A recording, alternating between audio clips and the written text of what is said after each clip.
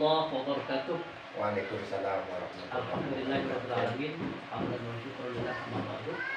Pemirsa, alhamdulillah pada siang hari ini saya berada di Desa Kunir Kidul, Kecamatan Kunir Lumajang, dan alhamdulillah bisa bersilaturahim dengan Ustadz Khairul Ulum, Khairul Anam.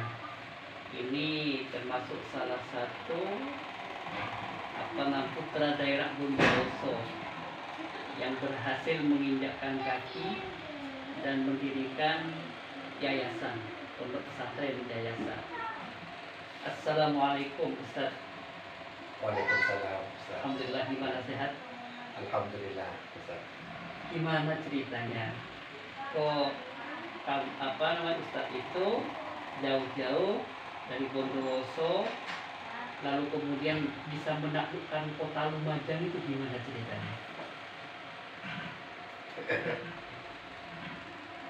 Salah seorang kiai, salah seorang ustaz, beliau mendapatkan wakaf di desa Jatigono, Kecamatan Kunir. Di sini desa apa ini? Di sini desa Kunir Kidul, tetangga sebelah, Tetangga sebelah. dengan desa Jatigono. Setelah saya ketemu dengan ustadz itu, begitu meyakinkan, beliau itu mengajak saya ke Lumajang, dan saya juga penasaran dengan Lumajang karena sebelumnya saya tuh tahu Lumajang hanya melihat dari atas bis saja. Terminal itu ya. Sama berarti. Iya. Saya juga tahunya Lumajang itu Iya. hanya numpang lewat di terminal, Iya. langsung pulang ke Jember. Iya. Itu pun saya tanda tanya, kok sepi Lumajang ini, karena kan jalan yang ke Surabaya itu kan tidak melewati kota Lumajang. Betul. Untuk masuk ke kota itu kan harus ke selatan dulu. Alhamdulillah saya tertarik untuk ikut ke Lumajang, dan saya masuk Lumajang ini betul-betul menemukan suasana baru. Nah, terus setelah saya masuk ke Lumajang, dapat 1 tahun saya ikut beliau, saya pulang kembali ke rumah saya. Saya bukan Bondowoso, sebenarnya rumah saya itu berdampingan dengan Kabupaten Bondowoso. Oh, yang Bondowoso istri ya? Yang Bondowoso Waktu itu, Ustaz Khairul Anam itu ngundang saya ceramah itu. iya betul. Itu rumah istri? Rumah mantan istri. Mantan istri. Terus setelah dapat 1 tahun oleh orang tua saya dinikahkan, jadi saya harus kembali lagi ke kampung halaman saya di Desa Suko Jember, Kecamatan Jilbu, Kabupaten Jember, untuk dinikahkan dengan seorang gadis di Pakuniran, Oh, Kecamatan berarti Ustadz Khairul itu sebelum menikah sudah pengalaman pernah menginjakkan kaki di Lumajang. Iya. Karena tahun 2005 saya menikah. Begitu. Tahun 2005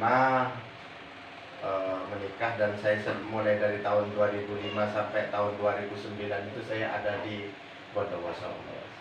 Nah, terus setelah itu karena tuntutan hidup, saya kembali ke Lumajang untuk yang kedua kalinya. Untuk yang kedua kalinya. Untuk yang kedua. Masih tetap ikut Ustadz itu? Tidak, karena beliau sudah kembali ke Jember. Oh, ke Jember, ya. Sudah kembali ke Jember, di lahan yang berbeda, tapi di daerah yang sama. Oh, begitu ya. Ya, di daerah yang sama. Ceritanya dari Jatigono ke Kunir Kidul itu gimana ceritanya? Kok bisa pindah?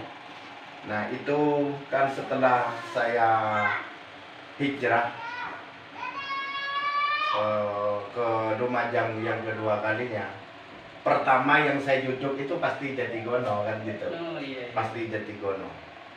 Bekal saya innamal a'malu binniyat wa kulli imri'in ma nawa, kan gitu. Iya, berarti komitmen. Iya, fa in kanat hijratuhu ilallahi wa rasulih. Apa terusannya? Fa hijratuhu ilallahi wa rasulih. Wa man kanat hijratuhu apa itu? Tapi wa in kanat hijratuhu, apa itu Ustaz? Dimuraatin kayaknya itu. Iya. Tapi kalau hijrahnya itu karena harta atau perempuan, Maka hasilnya wa man kanat hijratuhu ilad dunya aw yusibuha, kan gitu. Maka hijrahnya akan sampai kepada apa yang ia inginkan, begitu. Setelah itu saya datang ke sini, saya jalan kaki dulu jalan kaki ya. dari Masih Yosowilangun ke Kunir, karena waktu itu Len sudah tidak ada. Kalian sudah tidak ada. Nyampe ke Jatigono saya harus memulai dari awal lagi. Di sini. Iya, bukan di sini, di Jatigono. Di Jatigono ya. Ada musola kosong, saya rawat, saya sapu. Saya sapu, saya rawat, saya sapu, saya belikan speaker, saya adakan silaturahim dengan warga sekitar, saya ajak ngaji putra putrinya. Ya karena namanya tempatnya itu tidak ada kepastian hukum, Akhirnya maka ya pikirannya orang kan berubah, dan pindah. Akhirnya tahun 2012 saya pindah desa, lompat desa dari desa Jatigono ke desa Kunir Kidul. Ke sini maksudnya. Iya, di desa Kunir Kidul inilah Cikal bakalnya Ya, pesantren ini gimana? saya awalnya melihat musola ini. Ini ya. Iya, Oh, berarti musola ini sudah ada. sudah ada sebelumnya.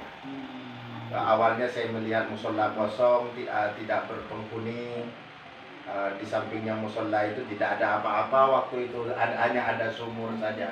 Ini ya. Iya. Saya teringat pernah saya membaca di sebuah majalah Hidayatullah itu, Kiai Gontor, Kiai Abdullah Sukri Zarkasi itu menyampaikan bahwa orang yang besar itu bukan orang yang ada di Jakarta sana dengan kebesaran namanya gitu, tapi adalah orang-orang yang merawat musola, menggerakkan tenaga dan pikirannya untuk langgar, untuk yang ada di kampung-kampung kecil. Nah saya berpikir, ini kan musola ini kosong, ya barangkali ini nanti menjadi cikal bakal berdirinya pondok pesantren gitu. Nah alhamdulillah setelah saya rawat musola ini, ternyata banyak anak-anak yang mengaji di tempat ini.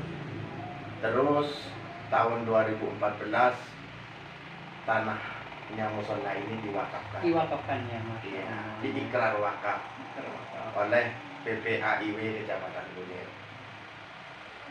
Di tahun yang sama pun kami juga mendirikan yayasan, lembaga kami di akte notariskan. Sudah di akte notariskan. Iya. Terus sementara santrinya berasal dari mana saja? Dari lingkungan sekitar. Di daerah sini. Iya, di lingkungan sekitar. Tahun 2017 berdiri LKSA, Lembaga Kesejahteraan Sosial Anak. Tujuannya adalah untuk membantu anak-anak yatim, fakir miskin, karena memang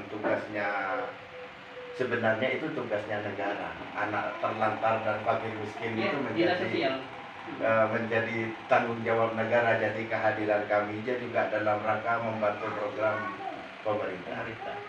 Tahun 2019 alhamdulillah kami bisa mendirikan Rawdatul Atfal RA. Jadi sudah ada RA, kelompok bermain, dan sudah ada pondok pesantren, sudah ada beberapa anak yang mungkin di tempat kami. Berasal dari mana itu, Ustaz? Dari lingkungan sekitar. Begitu. Itu ada santri laki-laki, santri perempuan yang di sini, yang menetap, yang mungkin itu apa hanya laki-laki? Sementara laki-laki saja. Ya. Pemirsa, ini adalah ketika saya tangkap histori dari sejarah berdirinya Pondok Pesantren Ar-Rahman ini adalah kuatnya sebuah obsesi besar. Tetapi obsesi itu dilakukan dengan hal-hal yang konkret, yang abstrak, mulai dari nol, merangkak menjadi manusia nomaden, pindah dari satu tempat ke tempat yang lain. Tapi alhamdulillah dengan niat istiqomah, niat lillahi ta'ala, alhamdulillah beliau sampai dan mampu menjadi ikon RA. Bahkan tadi saya mendengar beliau itu menjadi koordinator RA di Lumajang. Mudah-mudahan bermanfaat. Itu mungkin pemirsa, ini bisa menjadi inspirasi bagi kita agar senantiasa kita bisa meniru jejaknya. Mohon maaf. Assalamualaikum warahmatullahi wabarakatuh. Waalaikumsalam warahmatullahi wabarakatuh.